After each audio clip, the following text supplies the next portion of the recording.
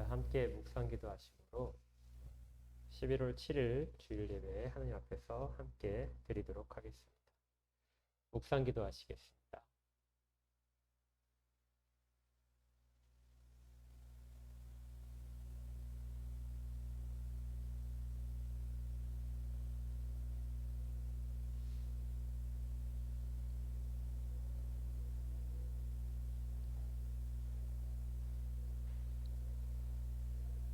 온 천하 만물을 지으시고 그 모든 것들을 주장하시며 지금도 그리고 앞으로도 죄 택한 백성들과 함께 하신 하나님을 찬양합니다.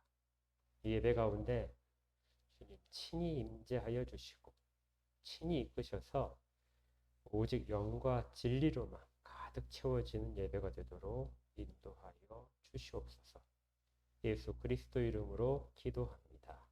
아멘. 우리 오랜만에 찬양하겠습니다. 네, 21장 찬양하겠습니다. 예배 시간에 이제 찬양은 금지되진 않더라고요. 이제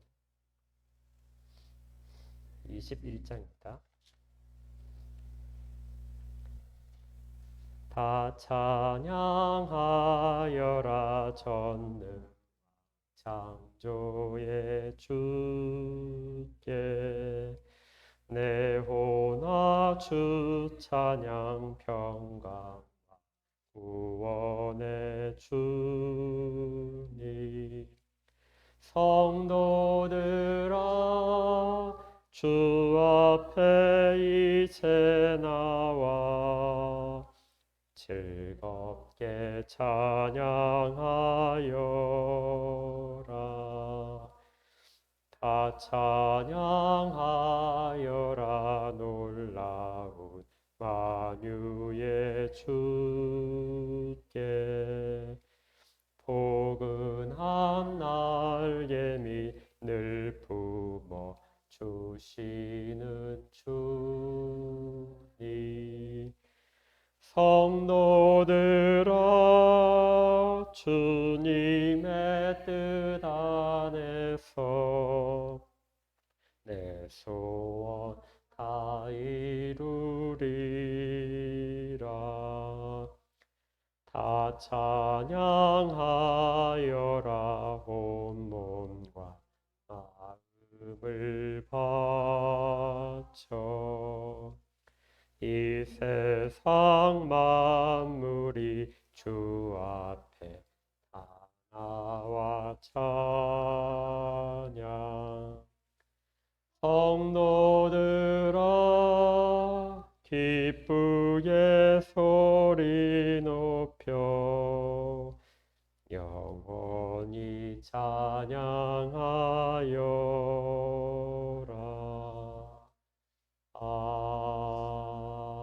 아멘.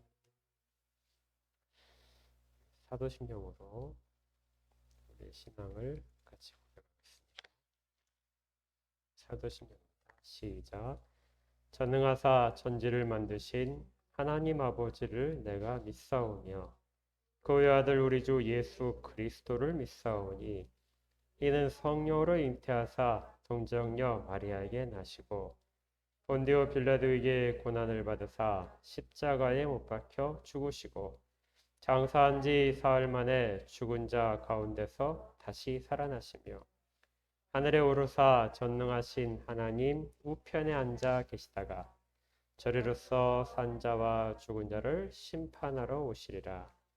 성령을 믿사오며 거룩한 공예와 성도가 서로 교통하는 것과 죄를 사하여 주시는 것과 몸이 다시 사는 것과 영원히 사는 것을 믿사옵나이다. 아멘. 함께 기도하겠습니다. 저희를 늘 돌보시고 보호하시고 승리케 하시는 하나님을 찬양합니다. 하나님 아버지의 크신 은혜로 말미암아 저희들이 지금까지 살아올 수 있었고 앞으로의 모든 인생길도 하나님이 동행하시는 약속 가운데 있게 됨을 감사드립니다. 이 약속에 대한 믿음들이 모든 자들에게 더욱 더욱더 깊어질 수 있도록 인도하여 주시고 마음 특별히 다 주장하셔서 주에 대한 약속에 대한 굳은 다짐들과 결심들이 더 굳건한 믿음으로 행동으로 나타날 수 있도록 인도하여 주시옵소서. 입술에 담아서 주 앞에 아뢰는 모든 기도의 제목들, 아뢰는 것들마다 하나님께서 반드시 들어주신다는 굳건한 믿음 가운데 구하게 하시고 또 그 모든 아뢰는 것들이 주의 뜻 가운데 합당하도록 지식들도 허용하여 주시옵소서. 그래서 하나님이 함께 도우시고 저희가 모든 기도의 내용대로 저희의 삶들이 다 받쳐져서 주께서 도우셨다는 고백, 우리가 마침내 다 승리했다. 어떤 존재들도 그 혀를 함부로 내밀 수 없는 그런 완전한 승리를 경험하도록 인도하여 주시옵소서. 육신적인 질병과 경제적인 어려움과 또 마음의 아픔들, 특별히 약한 모든 것들을 다 두루 돌아보시고 주 앞에 서서 예배드리는 모든 자들 가운데 예배를 드리는 동안 찬양하고 말씀을 듣는 동안 치료가 일어나도록 인도하시고 위로가 일어나도록 인도하시고 소망이 더 커지도록 인도하여 주시옵소서. 함께 참여하지 못하는 모든 자들에게도 함께 하시고 특별히 가족들 가운데 믿지 않은 자들을 위하여 기도하고 믿음이 약한 자들을 위하여 간구하는 모든 것들 가운데 주님 더 큰 은혜를 허락하시고 사랑 가운데서 그들이 함께 주 앞에 서도록 인도하여 주시옵소서. 이 땅이 여러 가지 정치적인 문제와 또 경제적인 문제로 힘들어하는 영혼들이 많이 있습니다. 그들이 그 모든 이들 가운데에서 잘 헤쳐나올 수 있도록 세상적인 지혜들도 이 땅 가운데 허락하여 주시옵소서. 바른 판단과 도덕적인 일들이 사람들 가운데 더 많아지게 하시고 이 땅의 일들이 그리스도인들을 통하여 하나님의 뜻 가운데서 그 일들이 이루어지도록 친히 인도하시고 주장하시고 또 모든 자들에게 그런 마음들을 허락하여 주시옵소서. 하나님을 발견하고 하나님을 찾아가는 일들이 이 땅 가운데 많아지도록 그렇게 도우시기를 구합니다. 먼 곳에서 어두운 세상 가운데에서 주의 말씀만을 가지고 빛된 선교 사명을 가지고 간 모든 자들에게 더 큰 은혜와 그 손들의 능력을 더하시고 그 입술의 권세들을 허락하여 주시옵소서. 오늘도 주의 말씀을 함께 받습니다.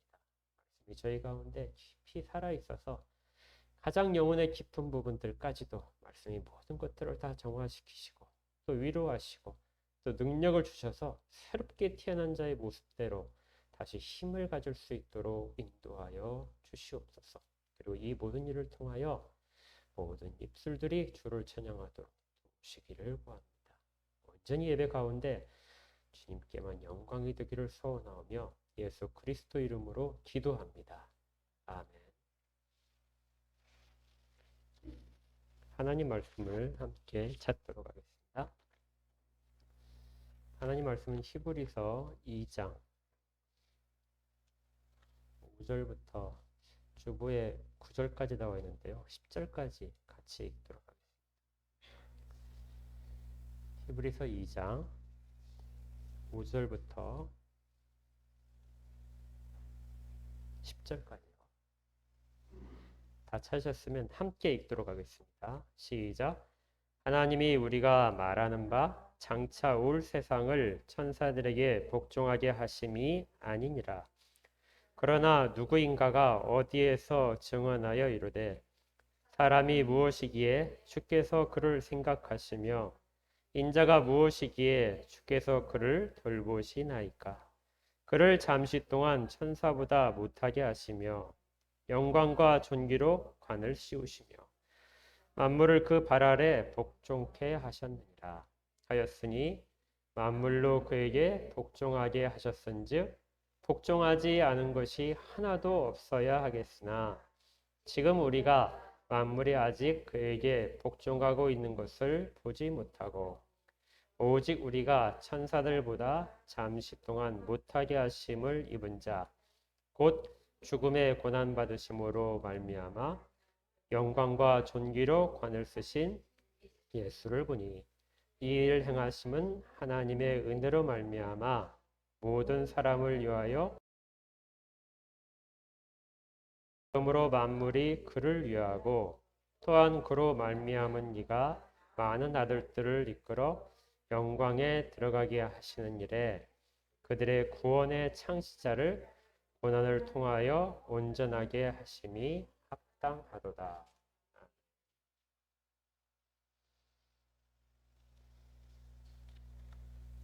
예, 우리가 지금 히브리서를 계속해서 살펴보고 있는데요. 그동안의 내용들을 잠깐만 회상했으면 좋겠습니다. 히브리서는 구약에 있는 말씀들과 아들을 통하여 하신 말씀을 계속해서 대조를 합니다. 그리고 그 구약에 있는 말씀들은 선지자들이 기록을 한 것이죠. 그 선지자들에게 그 말씀을 준 존재는 천사들이었다. 그래서 결국은 천사와 아들의 대조를 통해서 아들이 하신 말씀, 아들을 통하여 하나님이 주신 말씀들이 얼마나 큰지를 우리에게 가르쳐 줍니다. 그럼에도 불구하고 사람들은 아들의 말씀에 순종하지 않는다. 그러니까 구약의 말씀에 대해서는 철저하게 순종하려고 하는 사람들이 그 말씀은 선지자, 인간적인 선지자들의 입을 통하여 전해진 얘기고 그 다음에 하나님의 사자들, 천사들을 통하여 전해진 이야기임에도 불구하고 그들은 그 부분에 있어서는 철저하게 지키는데 어떻게?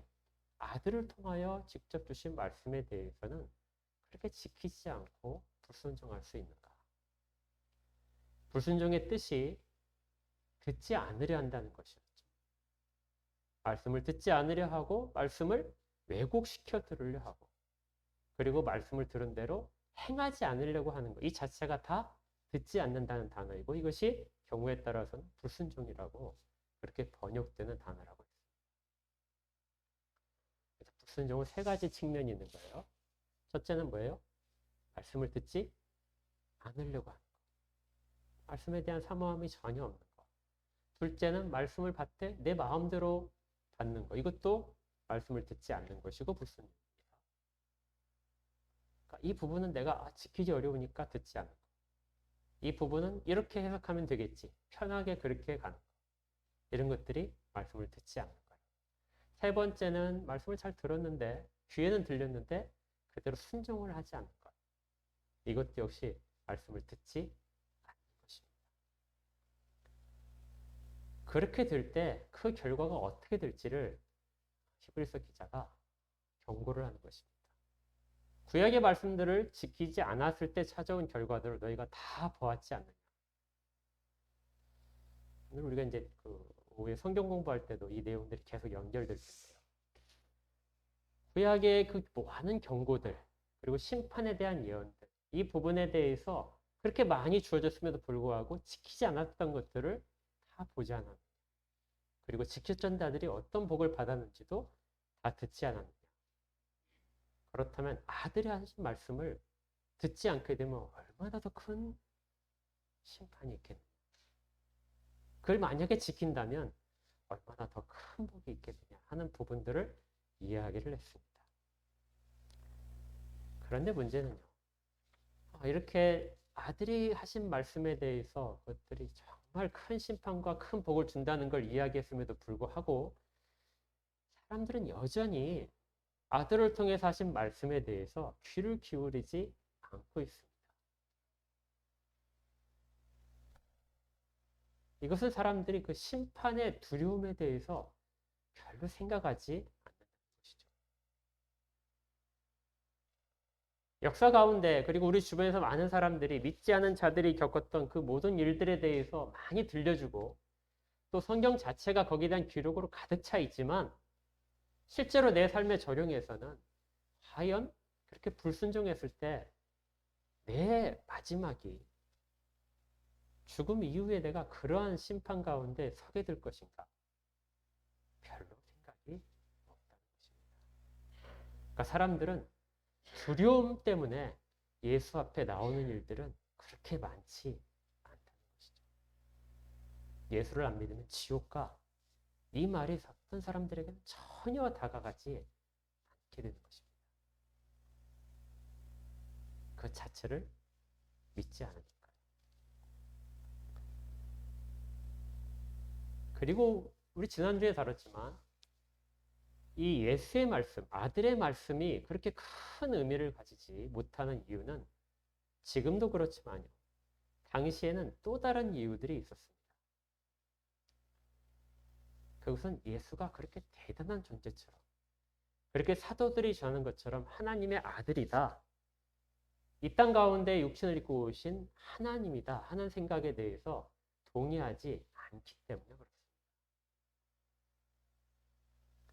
우리 그 고대 사람들의 생각을, 가치관을 조금 더 살펴볼 필요가 있는데요. 고대인들은 그 신이 있는 세상이 따로 있고, 그 다음에 사람들이, 피조물들이 있는 세상이 따로 있다고 생각을 했습니다.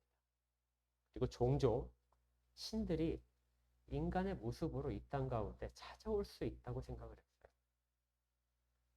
그래서 사람들 사이에 신이 사람의 모습으로 돌아다니는 것입니다. 이런 것들을 신들의 유의라고 그렇게 이야기했죠. 그러니까 신들이 사람 사이를 그냥 돌아다닙니다. 마치 놀이터처럼. 그렇게 돌아다니고 사람이 역사도 만들고 뭐 이런 것들을 하는 것이 신들의 놀이다. 이렇게 생각을 많이 했어요. 신이 사랑하게 되면, 특별히 신에게 잘하는 자가 있으면 더 큰 복을 주고 그를 높이고 뭐 이런 일들을 한다고 생각해요. 때로는 짐승의 모습으로 찾아오기도 했어요. 그러니까 하나님의 아들, 하나님이 이 땅 가운데 육신을 입고 나타나셨다 하는 부분에 대해서 고대인들에게는 큰 그런 어떤 이해상의 어려움은 없었다는 것이죠. 하나님이 육신을 입고 사람들 가운데서 같이 먹고, 같이 기뻐하고, 같이 자고, 같이 여행하고, 이런 부분들, 굶주림과 슬픔을 느꼈다 하는 부분에 대해서 고대 사람들 별로 그렇게 많은 이해하는데 어려움을 겪진 않았다는 것입니다. 또 가끔 그 고대인들은 신이 사람과 결혼을 해서 아들을 낳을 수도 있다고 생각했어요. 그리고 그 신의 아들이 위대한 통치자가 돼서 제국을 건설하고 이런 일들이 가능하다. 그렇게 생각을 하고 신화를 직접적으로 다 만들어냈습니다.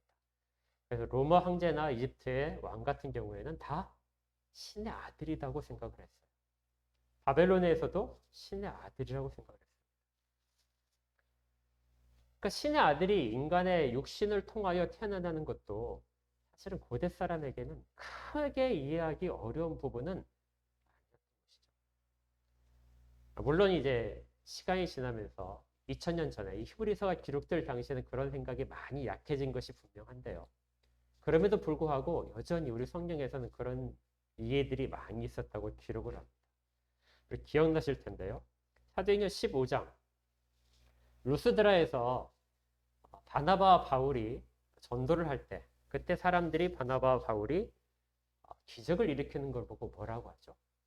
제우스와 헤르메스가 사람의 몸을 입고 지금 우리 가운데 나타났다. 이렇게 해서 그 앞에 경배를 드렸습니다. 그러자 바나바와 바울이 깜짝 놀라서 옷을 찢고 그들을 만류했던 것이 기억나실 겁니다. 또 하나님의 대리자들이 신의 아들이라고 불리는 천사들, 그리고 인간들 사이에 위대한 영웅들 혹은 왕들, 이런 사람들이 이 땅 가운데 많이 있다는 것도 다시 인정했습니다. 유대인들도 구약 속에서 이러한 것들을 계속해서 이야기하고 있죠. 그래서 히브리서는 자기가 알지 못한 사이에 부지 중에 천사를 대접한 사람도 우리의 조상들 가운데는 많았다. 그러니까 천사가 영적인 존재지만 육신의 모습으로 와서 사람들과 같이 식사를 한 것도 많이 있었다 하고 히브리서 기자도 이야기합니다. 그러니까 당시의 사람들의 이해관계를 보게 되면, 그리고 어떤 지식적인 부분을 보게 되면, 아들이 이 땅 가운데 육신을 입고 여자의 몸을 빌어서 태어나고 육신을 입고 하는 것이 사람들 사이에서 돌아다니는 것이 그렇게 아주 받아들이지 못할 부분은 아니었다는 것이죠.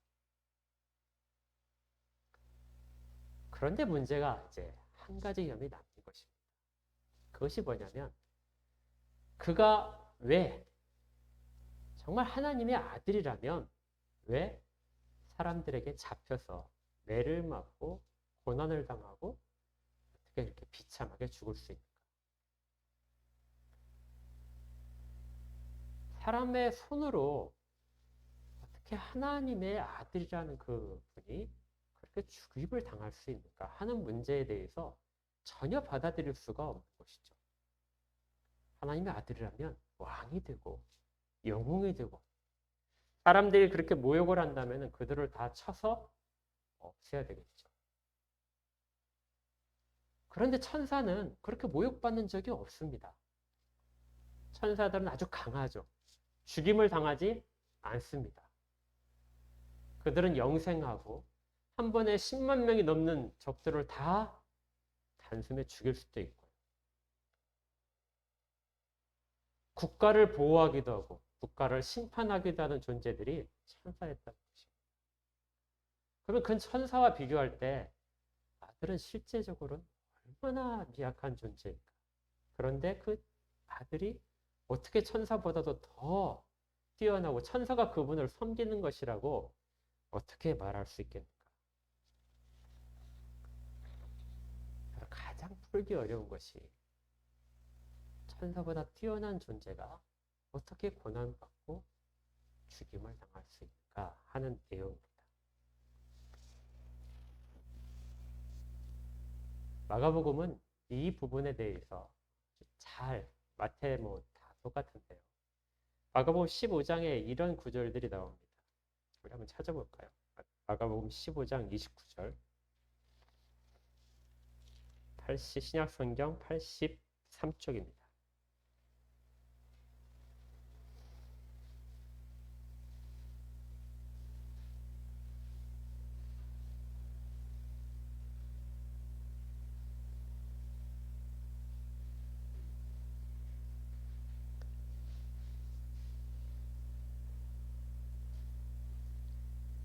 아주 다양한 사람들이 예수의 그 고난받고 십자가에 달릴 죽음에 대해서 이해하지 못하는 것들을 밝히고 있는데요. 29절부터 보겠습니다. 마가복음 19장 29절에 이렇게 되어 있어요. 예수께서 십자가에 달려 못 박히시자 지나가는 자들은 자기 머리를 흔들며 예수를 모욕하여 이르되 아하 성전을 헐고 사흘에 짓는다는 자여 네가 너를 구원하여 십자가에서 내려오라 하고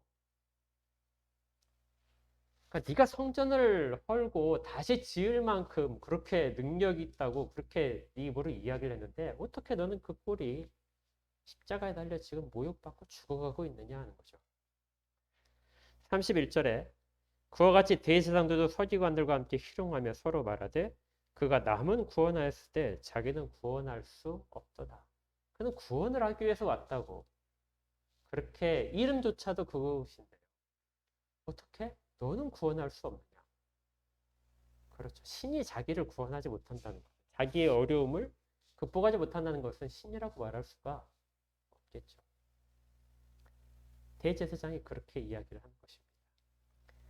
32절에는 십자가에 함께 못 박혔던 자들이 예수님을 이렇게 모욕합니다. 이스라엘의 왕 그리스도가 지금 십자가에서 내려와 우리가 보고 믿게 할지어다. 그러니까 정말 하나님의 대리자라면 하나님의 아들이라면 이게 이제 그리스도와 왕이라는 이름 속에 들어있는데 십자가에서 내려와. 그러면 우리가 보고 뭐 하겠다고요? 믿겠다. 이것이 그 당시에 2000년 전에 있었던 거의 모든 사람들의 생각이었습니다. 어떻게 하나님의 아들이 십자가에 달려 매를 맞고 모욕을 당하고 그렇게 조롱을 당하면서 그걸 그대로 다 참고 아무 말도 못하고 죽음을 당할 수 있는가? 그래서 초대교회 당시에는 어떤 이단들은 그 모욕을 당하고 십자가에 죽은 그 인간은 예수가 아니다. 그 전에 이미 하나님의 아들은 영으로서 들어왔다가 그 전에 다 빠져나갔다. 왜냐하면 모욕을 당할 수 없기 때문이죠. 그렇게 주장을 해서 정말 고난당한 것은 육체뿐이다. 이렇게 주장하기도 했었습니다. 하지만 성경은 반복해서 어느 구절을 쳐다보더라도 반복해서 그 아들이 고난을 당했다. 그리고 죽임을 당했다고 아주 자세하게 기록을 하고 있습니다.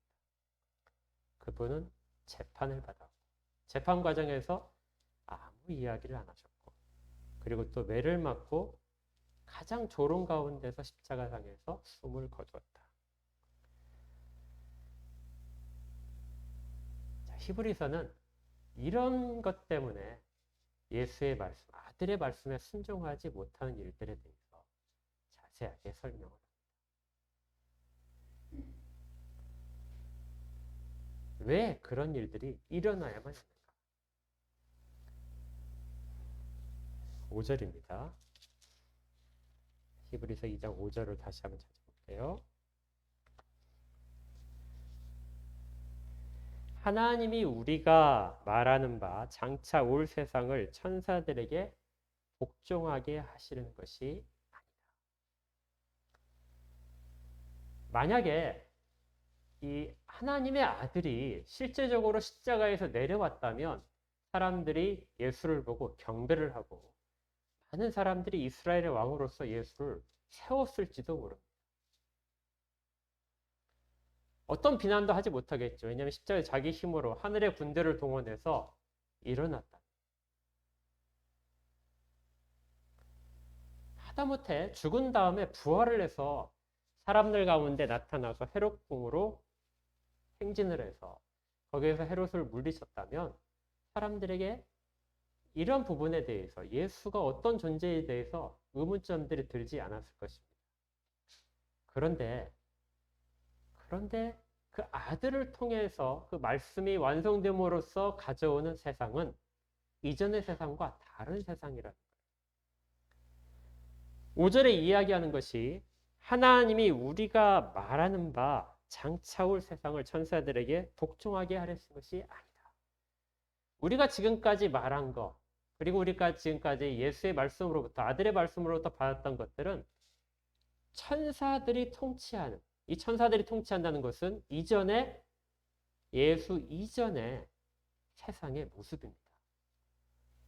여기에 천사는 하나님의 말씀을 대리하는 선지자도 되지만 왕들도 말합니다. 모든 권세를 가진 자들, 이 부분을 대표하는 단어가 천사이기도 하죠. 이렇게 특별한 권세들과 특별한 이적들로 통치되는 그러한 세상이 이제는 아니라는 것입니다.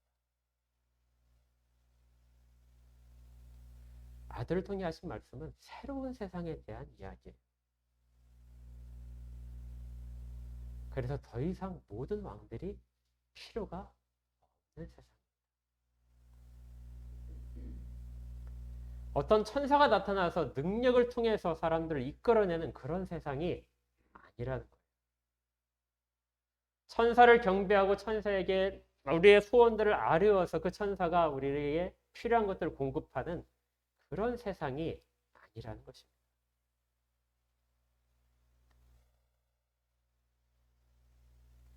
사도들이 그리고 초대교회의 성도들이 서로가 서로에게 들려줬던 이야기는 지금 우리가 원하는, 우리가 필요로 하는 모든 것들을 공급하는 아주 큰 존재에 대한 것이 아니라 장차 올 세상에 대한 이야기였습니다. 그 세상은 현재 우리가 세상 가운데 겪고 있는 그런 가치 질서, 그런 어떤 위계 질서를 통한 세상과는 완전히 다른 세상입니다.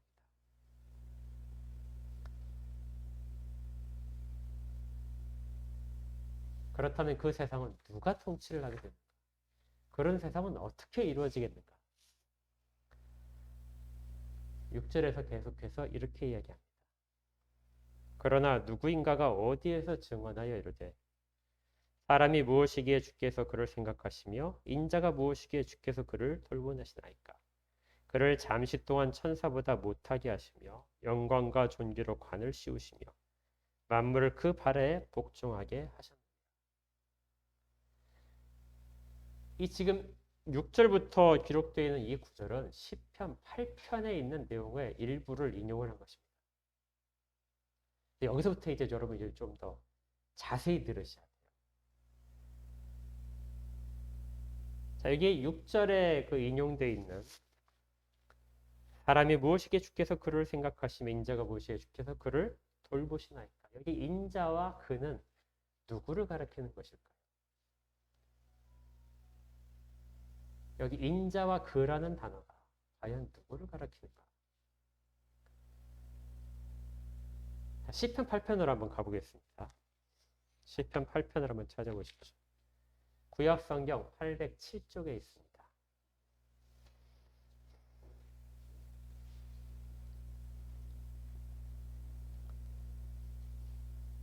구약 성경 807쪽에 시편 8편. 자, 제가 읽어드리겠습니다. 여호와 우리 주여, 주의 이름이 온 땅에 어찌 그리 아름다운지요. 주의 영광이 하늘을 덮었나이다. 주의 대적으로 말미암아 어린 아이들과 젖먹이들의 입으로 권능을 세우시며 이는 원수들과 보복자들을 잠잠하게 하려 하심이니이다. 주의 손가락으로 만드신 주의 하늘과 주께서 베풀어 두신 달과 별들을 내가 보오니 사람이 무엇이기에 주께서 그를 생각하시며 인자가 무엇이기에 주께서 그를 돌보시나이까. 그를 하나님보다 조금 못하게 하시고 영화와 존귀로 관을 씌우셨나이다. 주의 손으로 만드신 것을 다스리게 하시고 만물을 그의 발 아래 두셨으니 곧 모든 소와 양과 들 짐승이며 공중의 새와 바다의 물고기와 바닷길에 다니는 것이니이다. 여호와 우리 주여, 주의 이름이 온 땅에 어찌 그리 아름다운지. 정말 아름다운 시입니다. 이 시는 아마 그 다윗이 밤에 나가서 하늘에 있는 달과 별을 쳐다본 것 같아요. 우리는 지금 하늘이 워낙 탁하고 세상에 불빛이 워낙 세서 하늘에 있는 별들을 잘 못 보는데 깜깜해야만 보이는 것이죠. 어떤 분이 그런 이야기를 하시더라고요. 가장 멀리 있는 것은 가장 어두울 때 보인다. 근데 사실은 그게 가장 밝은 것입니다. 밝지만 멀리 있는 것이죠. 그래서 우리가 보통 때 세상의 밝음에 취했을 때는 그 빛을 전혀 볼 수가 없어요. 그런데 모든 것이 다 깜깜해질 때야 가장 멀리 있는 것이 보이게 됩니다. 자, 지금 다윗이 밤하늘에 나가서 밤에 나가서 하늘을 보았습니다. 그 모든 하늘과 낮에 볼 수 없었던 정말 별들과 달이 하늘에 쫙 펼쳐지는 걸 보여요. 지금보다 훨씬 더 많은 별들이 정말 쏟아질 듯이 그렇게 보였을 것입니다. 그리고 그것들을 쭉 그 감탄을 하다 보니까 자연스럽게 하나님에 대한 생각이 들기 시작합니다. 저것들을 지으신 하나님. 그래서 아주 재밌는 표현을 하고 있는데요. 3절에 보면은 주의 손가락으로 만드신 주의 하늘과 하늘을 어떻게 했다고요? 주의 뭘로 만드셨어요? 손가락으로 만드셨대요. 손가락으로 만드셨다는 뜻은 우리가 마치 그 어떤 그 조각가나 어떤 화가가 이렇게 그림을 그릴 때 직접 이렇게 그리지 않아요. 이렇게 한 것처럼 직접 했다는 뜻입니다. 하나님이 친히 하늘을 그렇게 다 만드셔. 그리고 그 반짝이는 별들을 마치 보석을 하늘에 뿌리듯이 그렇게 쫙 펼쳐놓으셨고 그걸 보면서 그걸 만드신 하나님을 찬양을 하고 있습니다. 근데 그 하나님 찬양을 하다가 이 시인이 다윗이 어디로 넘어가냐면요. 그런데 그걸 쳐다보니까 4절에 사람이 무엇이기에 사람을 생각하기 시작합니다. 그 모든 하늘을 쳐다보고 있는 그 별들을 보고 있는 그리고 그걸 통해서 하나님을 알게 만드시는 그 하나님을 찾아가는 자기 그리고 사람들. 과연 그 사람이 무엇이길래 하나님이 그를 그렇게 생각하고 계십니까? 인자란 말은 사람과 동일한 말입니다. 인자가 무엇이기에 주께서 그를 돌보시나이까? 여기에서 그는 다 사람입니다. 사람을 어떻게 하나님이 그렇게 아끼시고 친히 돌보시면서 그렇게 이끌고 계십니까? 5절은 더 이제 감사한 표현들이에요. 그를 하나님보다 조금 못하게 하시고, 이 조금이란 말은 잠시라는 말로도 번역될 수 있어요. 하나님보다 사람을 어떻게 해요? 아주 조금만 못한 존재로 만드셨다. 그리고 영화와 존귀로 관을 씌우셨다. 하나님이 사람을 그렇게 지으셨습니다. 주의 손으로 만드신 것을 다스리게 하시고 만물을 그의 발 아래 두셨습니다. 곧 모든 소와 양과 들짐승이며 공중의 새와 바다의 물고기와 바닷길에 다니는 모든 생명체들입니다. 이렇게 사람의 존재가 그렇게 뛰어나고 하나님의 보호하심과 특별한 권위를 허락하신 것들에 대해서 깨닫고 나서 다시금 하나님을 찬양하게 됩니다. 여호와 우리 주여, 주의 이름이 온 땅에 어찌 그리 아름다운지요. 그러니까 처음에 주의 이름이 온 땅에 어찌 아름다운지요 하는 것들은 온 하늘에 대한 베풀어진 하나님이 창조하신 세계에 대한 감탄에서부터 하나님을 찬양했다면, 마지막에 있는 9절에 있는 것은 주의 이름이 온 땅에 어찌 그리 아름다운지요. 이것은 하나님이 지으신 세계뿐만 아니라 하나님이 사람을 그렇게 지으신 것에 대해서 얼마나 그 일들이 아름다운지요 하고 찬양을 하는 것이죠. 하나님에 대한 지식이 깊어지면 사람에 대한 지식도 깊어집니다. 하나님에 대한 지식이 얕아지면 사람에 대한 지식도 얕아져요. 이 둘은 어떤 관계가 있느냐? 무한한 것과 유한한 것 사이의 관계입니다. 어떤 것이 한계가 있다. 어떤 것이 한계가 있다는 것은 그것보 한계를 감싸고 있는 더 큰 것이 있다는 것을 깨달아야만 그 한계를 잘 알 수 있습니다. 유한한 것은 무한한 것을 깨달을 때 그 유한성이 아주 두드러지죠. 또 반대로 유한한 것, 한계가 있다는 걸 깨달을 때 무한한 것을 생각하게 됩니다. 그래서 유한과 무한은 서로 떨어져 있지 않죠. 우리가 일생이 아주 정말 영원히 우리가 산다 하게 되면 그 영원이라는 단어에 대해서 아무런 느낌을 가지지 못할 겁니다. 그런데 우리가 유한한, 기껏 해봤자 100년의 세월을 이 땅 가운데서 살게 되는 그 유한함 때문에 100년을 뛰어넘는 영혼에 속한 시간들을 생각하게 됩니다. 인간의 한계성이 하나님의 크심을 발견하는 단초가 된다는 것입니다. 그래서 우리가 죄인으로서의 약한 면, 우리가 얼마나 약한 면인가를 깨달을 때 하나님의 크신 은혜들을 반대로 경험을 할 수 있습니다. 시편 8편은 이 내용 전체를 잘 보시면 어떤 것이 생각나시죠? 어디에 있는 내용들을 지금 이 다윗이 생각하면서 찬양을 하고 있습니다. 하늘을 보면서 인간을 어떻게 지으셨는가를 보면서 이 내용은 다 창세기 1장에 기록되어 있습니다.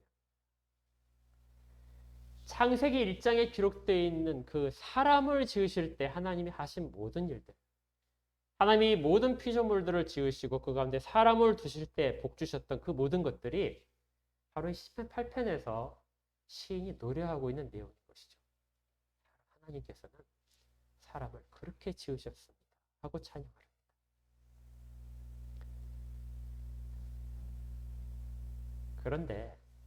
그런데 이 내용이 이루어지는 것을 아무도 보지 못하는 거예요.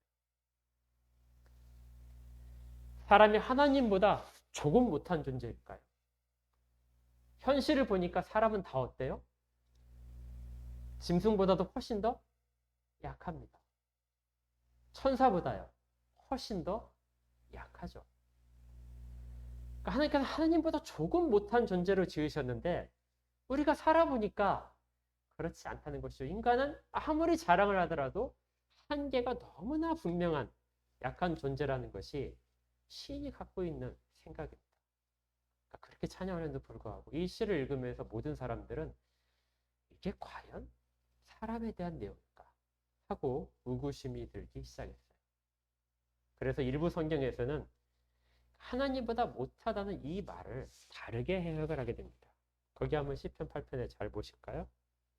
5절을 한번 보십시오. 여러분 성경에도 나와 있을지 모르겠지만 그를 하나님보다 조금 못하게 하시고, 여기에 밑에 각 줄을 보시면, 나나 줄을 보시면 뭐라고 되어 있습니까? 또는 뭐라고 되어 있어요? 천사라고 되어 있죠. 사람은 아무리 살펴봐도 하나님보다 조금 못한 존재가 아니라 천사보다 조금 못한 존재가 맞겠다 해서 천사라고 이해를 하기 시작했습니다. 그리고 또 하나, 이 구절에 나오는 모든 사람은 모든 사람에 해당하는 것이 아니라 누구에 해당하냐면 장차 이 땅 가운데 오실 하나님의 아들 메시아에게만 해당되는 것이다. 그래서 이 시편 8편을 메시아를 기대하게 만드는 그런 시편으로 분류를 하게 됩니다. 이것이 바로 메시아 시편 가운데 하나가 된 것이죠. 지금 히브리서 2장에서 이 시편을 인용을 하고 있는 것이 그런 상황입니다. 그래서 천사라고 이해를 하고 있죠. 7절에 그를 잠시 동안 천사보다 못하게 하셨다.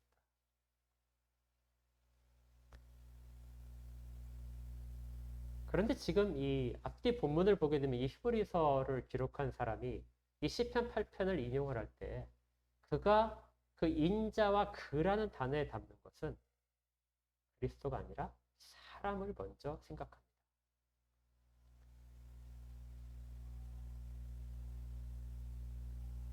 왜냐하면 하나님이 창세기 1장에서 그렇게 복 주신 모든 존재들이 아무도 그 상태에 도달하지 못하고 있는 것을 보기 때문에 그렇죠.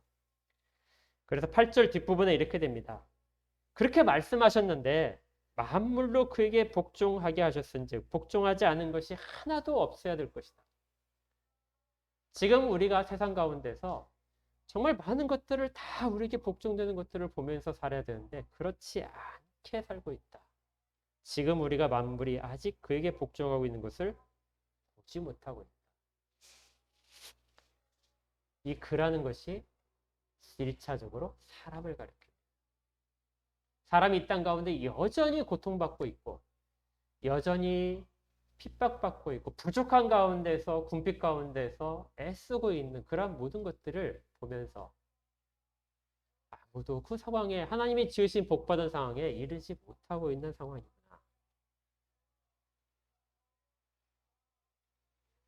이 부분은 인간의 죄 문제를 이야기하기 위해서 한 것이 아닙니다. 현재의 모습들이라는 거예요. 로마서 8장 같은 경우는 이 부분을 이야기하면서 모든 피조물들이 허무한데 굴복하고 있다. 가장 복을 받은 존재들이 인간인데 인간이 그 땅에 있는 거 하나를 더 가지기 위해서 그렇게 애써야만 되고 육신의 건강을 위해서 그렇게 애써야만 되는 이 모든 비참한 현실들. 정말 모든 것들을 다 가진 존재로 창조되는데 그렇게 힘들게 살아가야만 되는 존재들. 그래서 탄식할 수밖에 없는 현실들을 지금 우리가 만물이 아직 그에게 복종하는 것을 보지 못하고 있다. 아직 보지 못하고 있습니다. 그런데요. 한 것이 딱 하나 있다는 거예요. 그것이 9절입니다. 오직 우리가 천사들보다 잠시 동안 못하게 하심을 입은 자. 모든 인간들과 동일하게 천사보다 잠시 못하게 되도록 그렇게 하나님이 그렇게 이끄셨던 자. 그가 죽음의 고난을 받으심으로 말미암아 영광과 존귀로 관을 씌우신 자가 있다. 시편 8편에서 메시아 시편에서 그렇게 모든 인간들에게 일어날 일들, 당연히 일어나야 될 회복될 일들을 노래를 했는데 그것들을 실제로 우리가 보는 데서 그렇게 완성하신 분이 있다는 것이죠. 그분이 누구라고요? 예수다. 여기에 본다는 표현은 보았다는 표현도 되지만 현재 우리가 보고 있다는 표현입니다.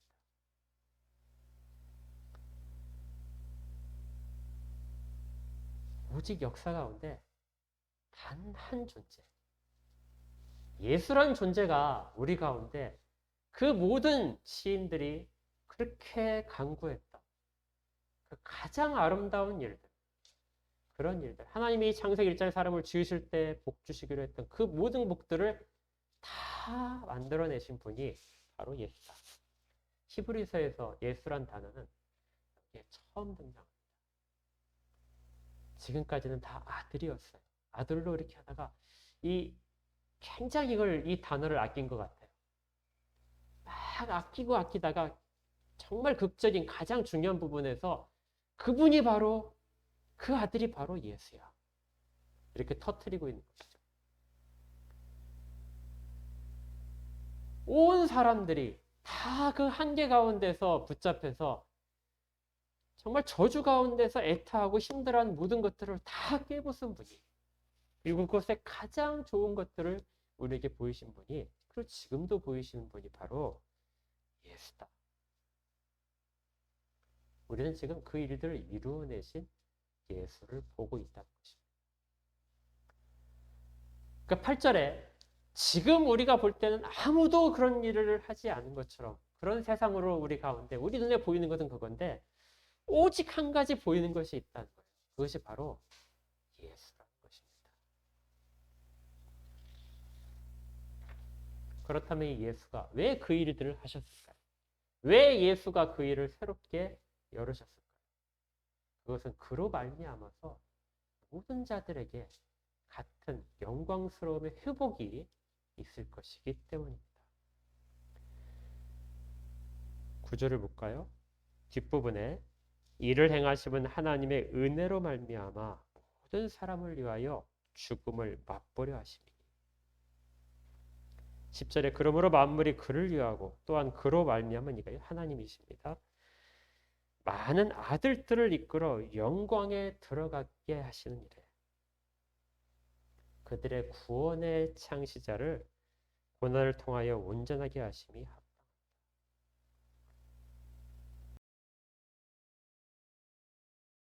다 알 수 있도록 육신을 입고 이 땅 가운데 오셔서, 그리고 가장 비참한 죽음을, 인간의 가장 한계성이라고 생각되는 일시적이고 육체적인 한계와 그리고 모욕까지도 감당케 하시고, 그것들을 통하여 그것들을 다 이기시고 영광과 존귀로 부활하신 그분께서 모든 권세를 가지시는 이것은 모든 사람들에게 그것이 약속되어 있다는 것을 보여주는 일이었다는 것이죠. 모든 아들들, 하나님의 많은 아들들을 이끌어서 영광에 들어가게 하신다. 그러니까 10편 8편의 그 이야기들이 메시아만 해당된 것이 아니라 메시아가 여심으로써 하나님을 믿는 모든 자들, 그 많은 아들들이 다 같이 들어갈 모습으로 우리 가운데 열렸다는 것입니다. 이것들이 다 온전케 되는 것이죠.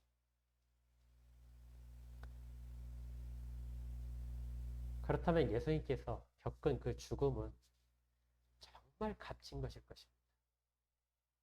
그 고난들은 정말 이루 말할 수 없이 값진 것이죠. 그를 통해서만 그 모든 일들이 가능했기 때문에. 그 예수는 힘이 없어서 가장 비참하게, 그가 신이 아니기 때문에, 하나님의 진정한 아들이 아니기 때문에 그런 것들을 겪은 것이 아니라 그걸 통해서만이 모든 인간들이 약속받은 회복되기 때문에 그 길을 처음으로 인간의 모습으로 오셔서 그 길을 처음으로 열어 젖히십니다.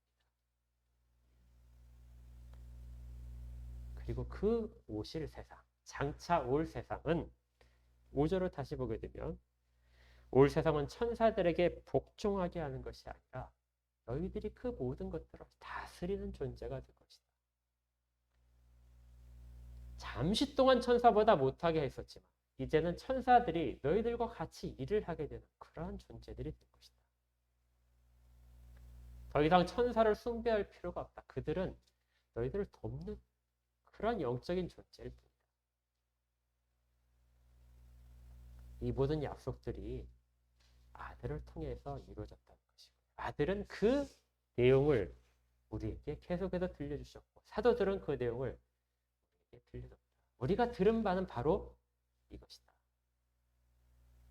그러니 우리가 어찌 지금 이 세상에서 사람들과 다퉈서 경쟁하고 이겨야만이 얻어내는 그것들을 가지고 그렇게 우리의 좁은 시야로 그렇게 살아갈 것인가? 우리는 완전히 다른 세상으로 초대받은 자들, 다른 가치관이 있는 자들인데, 그리고 그것들을 다 다스려야 될 자들입니다.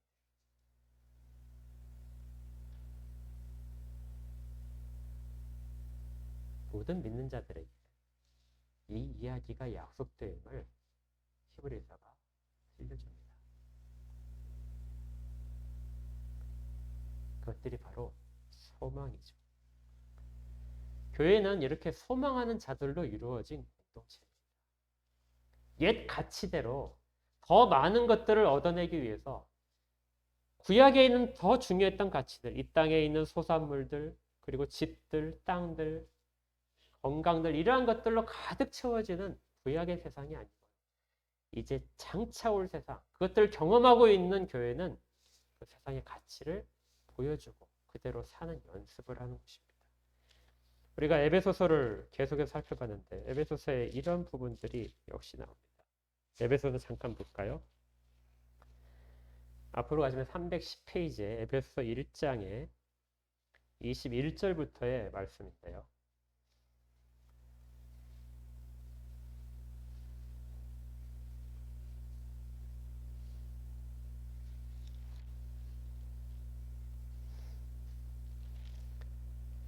모든 통치와 권세와 능력과 주권과 이 세상뿐 아니라 오는 세상에 일컫는 모든 이름 위에 뛰어나게 하시고, 아들에 대한 이야기입니다. 또 만물을 그의 발 아래 복종하게 하시고 그를 만물 위에 교회로 머리로 삼으셨느니라. 교회는 그의 그리스도께서 그 모든 영광을 차지하셨기에 그 그리스도 안에 있는 교회, 그리스도의 몸된 교회가 그 영광 가운데 참여하는 것이고, 각각의 성도들은 그 교회에 속해서 그 영광에 같이 참여하는 것입니다. 이것이 현재 우리의 실존적인 모습입니다. 두 가지로 요약될 수 있어요. 지금 우리가 만물이 아직 그에게 복종하고 있는 것을 보지 못하네. 우리가 아직 그 모든 것들을 누리지 못하지만 우리가 보는 것은 오직 그 모든 것들을 완성해내신 예수를 볼 뿐이다. 예수를 보지 못하면 그 모든 일들이 우리 가운데 이미 이루어졌음을 전혀 알 길이 없습니다.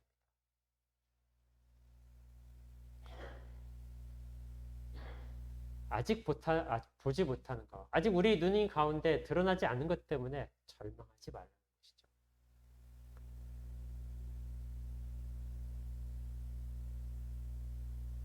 우리가 세상의 풍랑 가운데 있으니까 풍랑을 보지 말라는 것입니다. 무엇을 봐요? 예수를 봐야 됩니다. 베드로가 주님이 물 위를 걸어오시는 걸 볼 때 나도 걷게 해주십시오 해서 배 밖으로 물 위를 걸어갔습니다. 그가 걸어갈 때는 누구를 볼 때였냐면 예수를 볼 때였죠. 풍랑이 아무리 거세고 주변이 아무리 깜깜하고 바닷물이 위험하다 할지라도, 그 호수가 위험하다 할지라도 예수를 볼 때는 전혀 위험하지 않았습니다. 그런데 그가 바람과 물을 의식하고 그것들을 보게 되자 그는 빠져들어가게 되죠.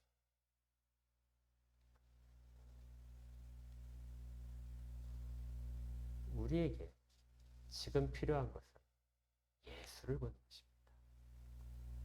그리고 예수님을 통해서, 아들을 통해서 우리 가운데 열려져 있는 세상 가운데 이미 들어와 있음을 깨닫는 것입니다. 그리고 이미 열려져 있는 그 세상을 지금도 살아가야 되는 것이죠. 우리가 이 일들을 다 같이 해나가기를 주의 이름으로 축복합니다. 함께 기도하겠습니다. 하나님 감사합니다. 주께서 저희들 가운데 놀라우신 사랑으로 은혜를 베푸셔서 어느 누구도 하나님의 사람을 처음 지으실 때 약속하시고 허락하신 복들을 누리지 못하고 이 땅 가운데 다 같이 탄식하고 있는데 우리 가운데 하나님 친히 오셔서 그 모든 고난을 우리와 동일하게 겪으시고 그것이 끝이 아니라 영광과 존귀가 약속되어 직접 그 몸을 통하여 보여주심을 감사드립니다. 잠시 동안은 저희도 이 가운데 있고 여전히 그 세상 가운데 거하며 살아가겠지만 오직 예수를 보니 이 일들이 저희 가운데도 이미 약속되어 있고 일어나고 있음을 깨닫습니다. 이 땅의 작은 것들에 너무 많이 매이지 않도록 하시고 또 이 땅의 풍랑에 너무 저희들의 마음이 뺏겨서 흔들리지 않도록 하시고 오직 예수를 바라보므로 말미암아 흔들리지 않고 굳건하게 세상 가운데서 명예롭고 존귀한 자로 서줄 수 있도록 인도하여 주시옵소서. 이 일들을 잘 깨달아서 삶에 적용하도록 저희들의 온 몸과 마음들을 주장하여 주시고 친히 손을 잡고 인도하여 주시옵소서. 예수 그리스도 이름으로 기도합니다. 아멘. 우리 찬양하겠습니다. 267장입니다.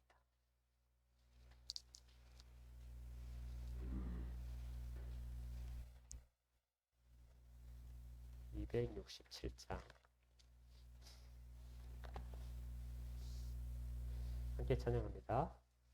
주의 확실한 약속의 말씀 듣고 주만 믿으면 구원.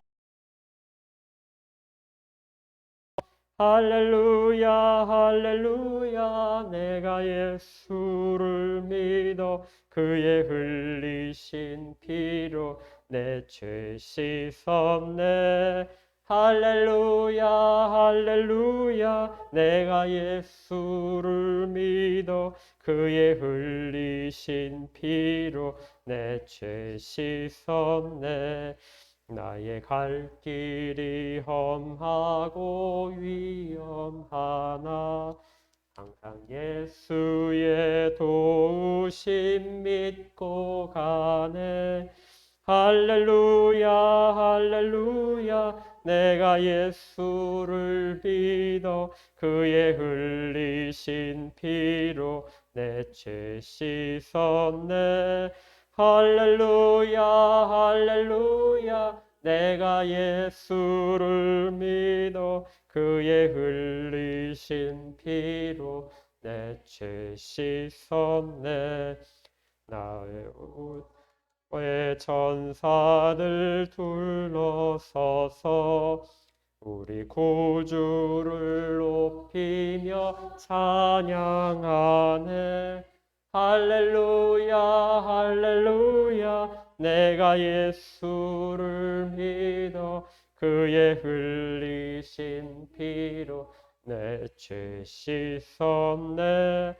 할렐루야 할렐루야 내가 예수를 믿어 그의 흘리신 피로 내 죄 씻었네. 예언자들과 왕들도 반열대로 황금길 따라 나와 찬양하네. 할렐루야 할렐루야 내가 예수를 믿어 그의 흘리신 피로 내 죄 씻었네. 할렐루야 할렐루야 내가 예수를 믿어 그의 흘리신 피로 내 죄 씻었네. 우리 모두 다 그 반열 뒤따르며 함께 즐거운 찬송을 부르리라. 할렐루야 할렐루야 내가 예수를 믿어 그의 흘리신 피로 내 죄 씻었네. 할렐루야 할렐루야. 내가 예수를 믿어 그의 흘리신 피로 내 죄 씻었네. 드리신 예물을 위해서 기도하고 축도하겠습니다.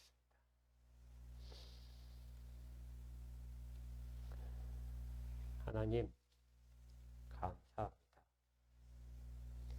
저희들이 이 땅 가운데 물질적인 것과 환경적인 것에 매여 있지 않게 하시고 하나님이 주신 것들에 대한 것들을 잘 헤아려서 하나님께 더 그 부분을 통하여 나아가게 하심을 감사드립니다.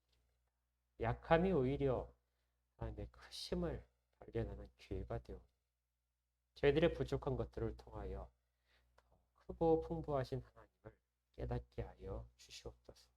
또 작은 감사들을 통하여 하나님이 주신 더 큰 감사들에 대한 기쁨이 될 수 있도록 그 모든 환경들과 형편들을 변화시켜 주시고 또 주장하여 주시옵소서. 예물을 드리는 손길들마다 복을 허락하시고 그 마음 가운데 담기는 이 땅에서 아직 이루어지지 않은 일들 때문에 애통해하고 또 소원하는 모든 것들 주님 응답하시고 가장 크고 좋은 것들로 다 채워 주시옵소서.